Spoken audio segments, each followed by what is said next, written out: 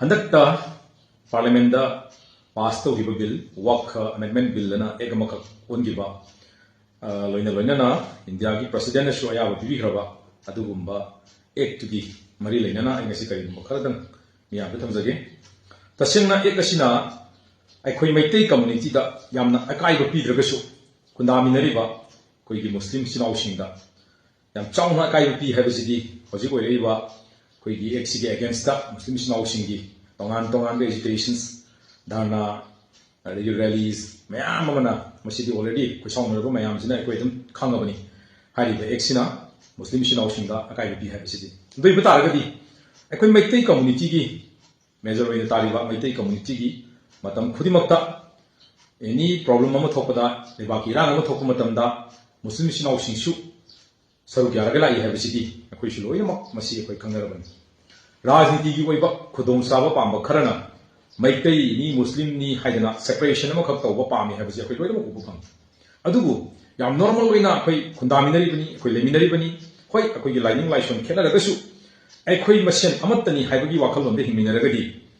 अखोई कनागुंबा मिटोप अमगी वाखन सोनबा राजनीति की खुदोंग चाबा लोबा पांबा मियोय खरगिदी सेपरेशन पाम कम्युनल राजनीति पाम पदनो अखोई याम सेंगना हारबदा थमोई सेंगना खुंदामिनरिबा जाति अनिसी तिनरगा हरावरावना लेमिनबा हाइबसि अइगी अहानबा वाखलोनी अइने हेक पामजबा वाखलोनी अदुना मैतैगी तोंगान तोंगानबा मणिपुरदा थोखिबा इशू कयादा सरुक यामिनरा लाइबा मुस्लिम सिनाउसिंगी ngasi अवाबा तारबा कांदा मखोइगी थमोइ सोना नुंगाइतबा मखोइगी सेंटिमेंट सी अइखोइना रेस्पेक्ट तौरगा मखोइगी एक सिगी मतांगदा फेसबुक दा सोशल मीडिया दा वीडियो और फोटो थागलप मतंदा मैतै सिनाउ अखोइना सु मदु नोक्सनबा करेमनाबा नेगेटिव कमेंट पीबा फेक अकाउंट पाइरगा पंगीदा इबगी थबोकसे अखोइ तौनिंगदे तौसु तौरिसे हाइजनिंग तसेंगा मीगी थमोइ सोइबा मतंदा करेमगा थाइनबा हाइबसे मसी सोनसु अखोइदा अखोइबु सेंबिरैबा सोनसु मखुनसु अखोइदा कैदोंगैदा मदु अखोइगी अफबा ओइलोइ अदुना यारगदी सुगुंबा negative comment bad comment negative reaction और ट्रोल तौबगी मसीगी थबोकसे तौबिगनो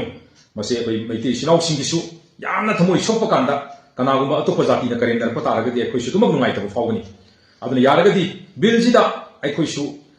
करी हाइतारे रिजेक्ट तौबियु हाइदना मैतै सिनाउसिंगसु अखोइसु मसीगी अपील से तौसी तसेंगना हाइ मतमदा अमत्ता ओइबा मणिपुरसी